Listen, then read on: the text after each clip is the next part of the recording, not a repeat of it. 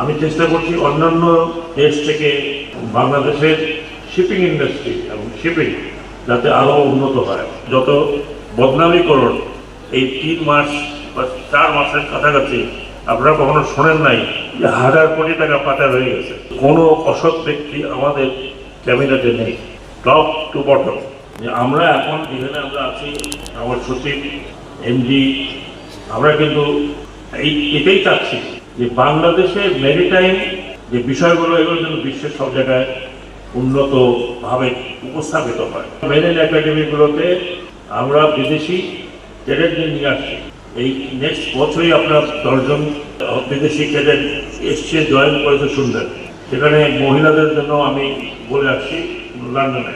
আমি চেষ্টা করছি অন্যান্য দেশ থেকে বাংলাদেশের শিপিং ইন্ডাস্ট্রি এবং শিপিং যাতে আরও উন্নত হয়। আমি চেষ্টা করছি আমাদের সরকারের অনুমতিক্রমে যে ইভেন ইংল্যান্ড পোর্ট, কয়েকটি পোর্ট পাবলিকের হাতে দেওয়ার জন্য। কারণ সরকার এই ধরনের ব্যবসা সরকার করতে পারে না। আপনারা জানেন চট্টগ্রাম পোর্ট অত্যন্ত মুনাফার জায়গা আছে এবং চট্টগ্রাম পোর্টের যে উন্নতি হয়েছে সেটা আপনাদের সামনেই আছে। পোর্টের যে সমস্ত সমস্যা এগুলো আমরা দূর করার চেষ্টা করছি। আমি এবং আমাদের সরকার আমরা এই চিটাগংয়ে ফরেন ডাইরেক্ট ইনভেস্টমেন্টের ব্যবস্থা করছি। এখানে এই ডাইরেক্ট ইনভেস্টমেন্ট হলে আমরা কয়েকটি মিডল ইস্টার্ন কান্ট্রি এই পোর্টে এবং অন্যান্য পোর্টে বে টার্মিনালে ইনভেস্ট করতে চাচ্ছে to the tune of $1.8 billion.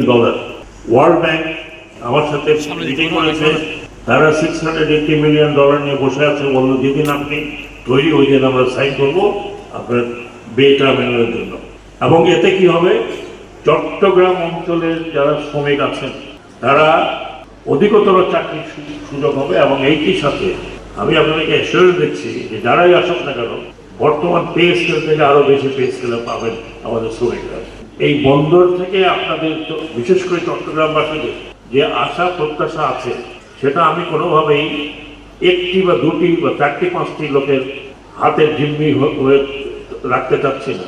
বন্দরে কোনো শেয়ার হোল্ডার নেই, কিন্তু যারা চট্টগ্রামবাসী এখানে আছেন এটা তাদের জন্য অত্যন্ত গর্বের বিষয় হবে যে এই চিটাগং পোর্টটি আন্তর্জাতিক মানে আরো উন্নত হচ্ছে। একজন এখানে বলেছেন যে বাংলাদেশে বেশ কয়েক বছর এজিএম করে না, এজিএম করলেও অনেকে রাতের বেলা করে, শেয়ার হোল্ডাররা জানেই না। কিন্তু আমরা রাতের বেলা না, দিনের বেলায় আপনাদের ডেকে এখানে আমরা এজিএম করছি। এটা একটা বিরল দৃষ্টান্ত হবে। আমাদের এই শিপিং মিনিস্ট্রির উপরে বিশ্বাস রাখবেন এবং যেটা আমি আপনাকে বলেছি আমরা অত্যন্ত নিষ্ঠার সাথে কাজ করছি। এই সরকার অত্যন্ত নিষ্ঠার সাথে কাজ করছে। যত বদনামীকরণ এই 3 মাস বা 4 মাসের কাছাকাছি আপনারা কখনো শোনেন নাই যে 1000 কোটি টাকা পাচার হয়ে গেছে। এখানে যারা কাজ করছেন হয়তো তাদের অনেকের, আমাদের মতো অনেকেরই অ্যাডমিনিস্ট্রেটিভ নলেজ কম থাকতে পারে, কিন্তু কোনো অসৎ ব্যক্তি আমাদের ক্যাবিনেটে নেই, টপ টু বটম। আমি অনেক কিছু হয়তো বলতে পারিনি আপনাদের কাছে। আমাদের জন্য দোয়া করবেন, আপনারা আমাদের সাথে থাকবেন, আমাদের উপরে বিশ্বাস রাখবেন।